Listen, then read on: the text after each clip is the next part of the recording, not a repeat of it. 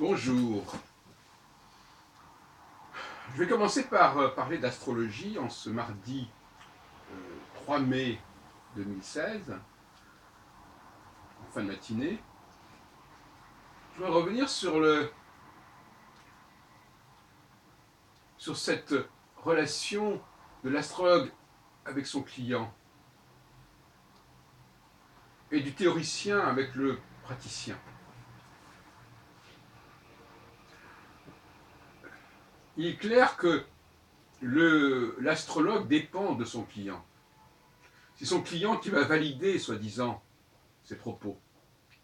Et le théoricien, et souvent d'ailleurs le praticien est son propre théoricien, si on peut tenter qu'on puisse galvauder le mot théoricien à ce point, le praticien va valider le théoricien. Et le théoricien va valider en quelque sorte la réalité astrologique, le fait astrologique, c'est-à-dire la relation entre l'homme et les astres. Il va lui donner une forme, il va lui donner une expression. Donc il y a toute une succession comme ça, une chaîne de dépendance qui fait qu'au bout du compte, le théoricien va dépendre du client de l'astrologue. Et je ne suis pas sûr que cette chaîne me soit très sympathique pour moi, en ce qui me concerne. Mais il faut quand même le reconnaître jusqu'à un certain point, avec tout ce que ça pose comme problème.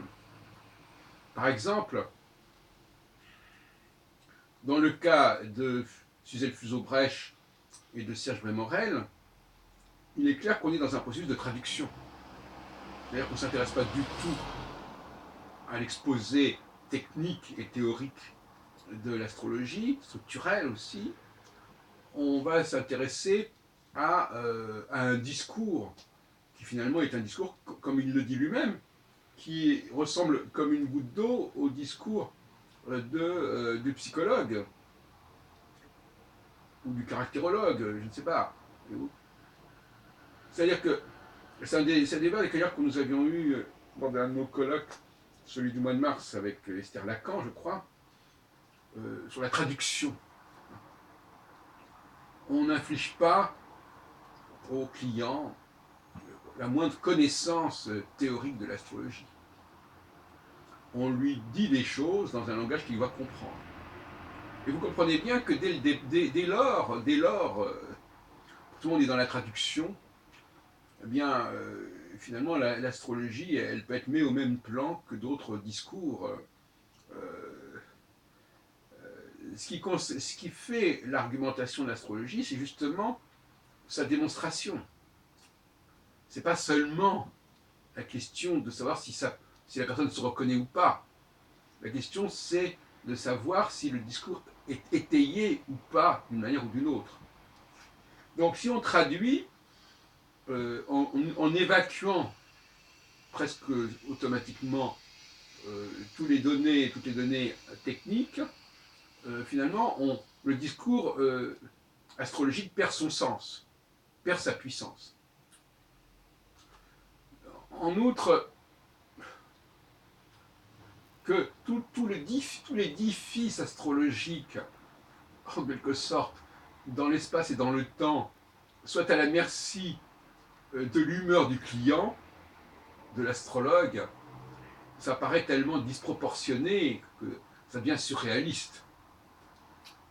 Or, quelque part, qu'on le veuille ou non, c'est bien de ça dont il s'agit. L'enjeu pour l'astrologue qui donne des consultations, c'est bien évidemment l'assentiment, quelque part, du client. Et cet assentiment, d'ailleurs, il se solde par le paiement d'une certaine somme. On revient toujours à cette question récurrente de l'argent. L'argent qui justifie tout, qui sanctifie tout en quelque sorte, qui valide tout. Puisque mon travail est payé, il est donc ipso facto validé. Et donc le produit astrologique, bon, bah, c'est un produit de consommation comme un autre, il est payé, donc ça va. Il donne à l'astrologue un statut social, il lui permet de vivre décemment, et le client, lui, ben, il s'y retrouve dans son rapport qualité-prix. À ce propos, d'ailleurs, l'astrologie joue le bas de gamme, de toute façon. Elle joue le bas de gamme. C'est-à-dire le produit qui ne coûte pas trop cher parce que, finalement, euh, il ne monopolise pas beaucoup de temps. C'est la différence entre, par exemple, aller à un spectacle vivant et aller voir un film, ou même alors regarder un téléfilm à la télévision. C'est la même chose. Il y a des produits on vit avec des produits de bas de gamme, même s'ils sont très demandés.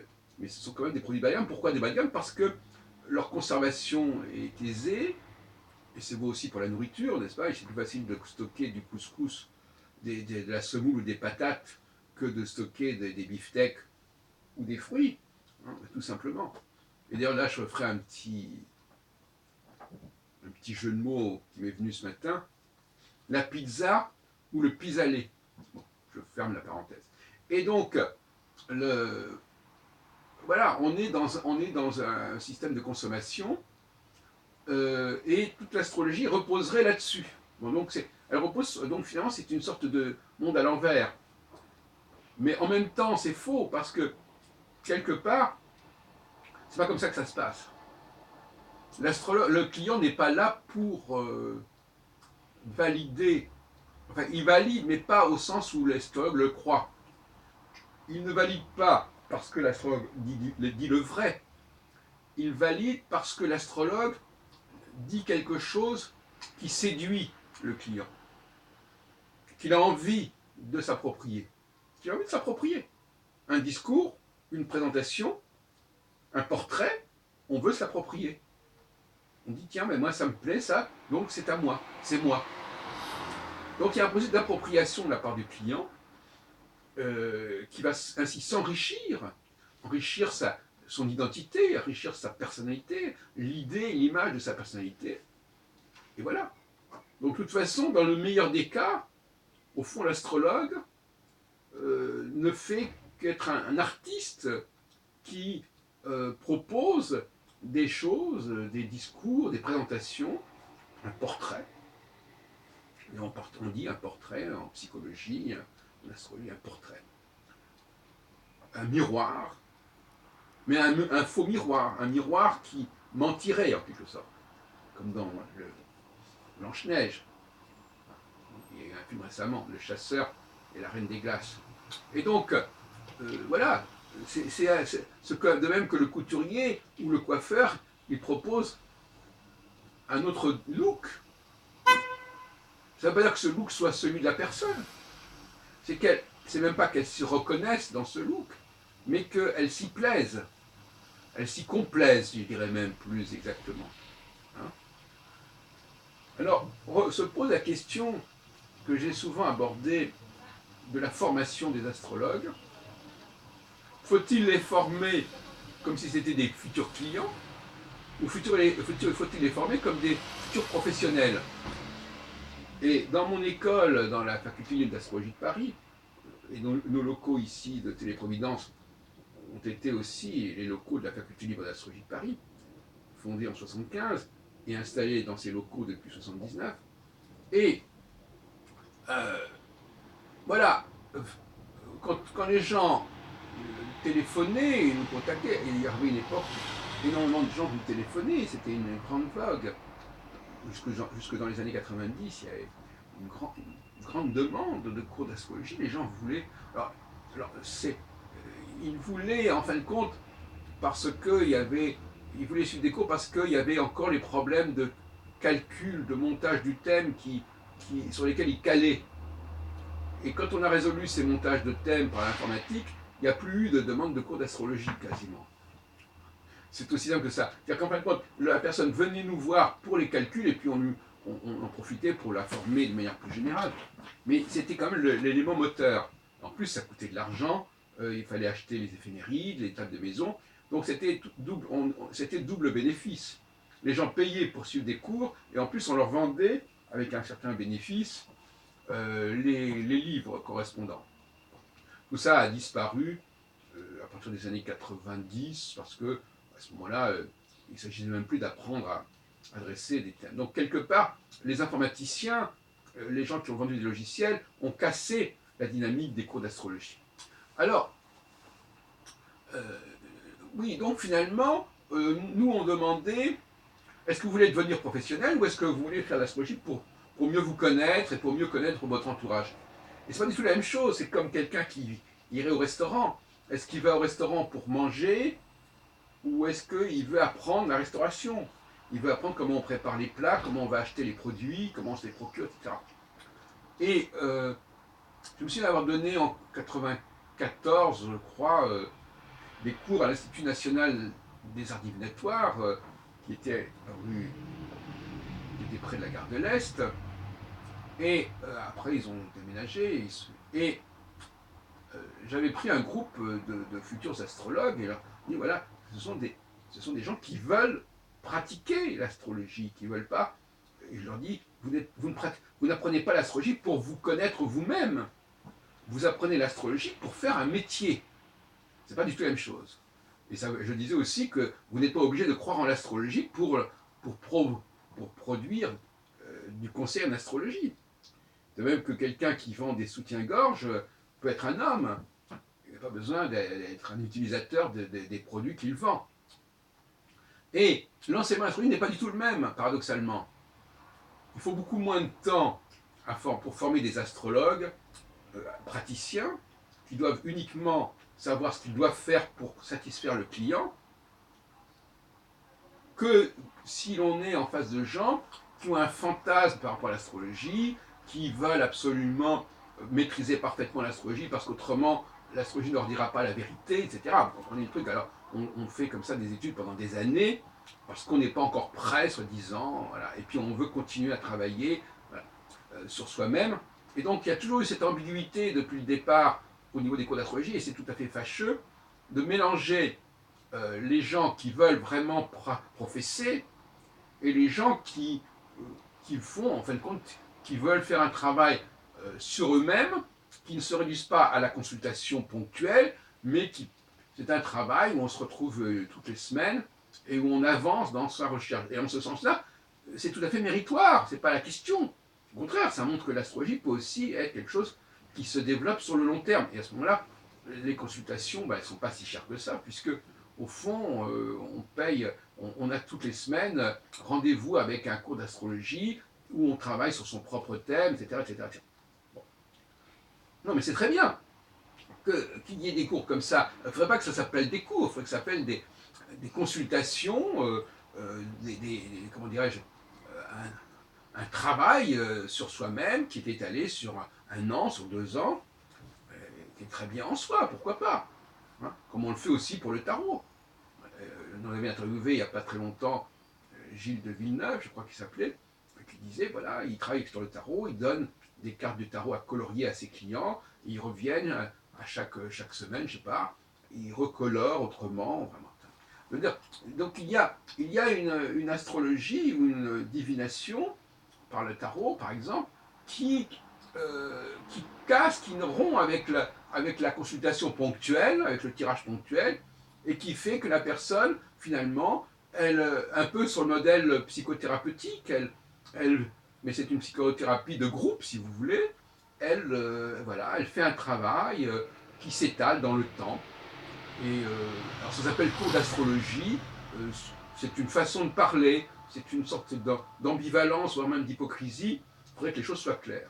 Il faudrait que ce soit clair, soit on suit une formation, c'est même pas, le mot formation aussi est ambigu, voyez-vous, soit on suit une forme d'analyse en quelque sorte, d'analyse, une sorte d'analyse par le biais de l'astrologie ou du tarot, qui est une analyse collective, qui est une analyse qui s'étale sur une année, par exemple, à raison d'un cours par semaine, ou alors on fait une formation professionnelle, et à ce moment-là, ça va durer quelques semaines, et il s'agira de maîtriser un petit peu le langage, même pas l'alphabet astrologique, pouvoir plus ou moins se référer, quand la carte du ciel apparaît sur l'ordinateur, pouvoir identifier les planètes, les signes, et de temps en temps, dans le discours, se référer à tel et tel point du thème astral, ce fameux mandala, comme certains disent.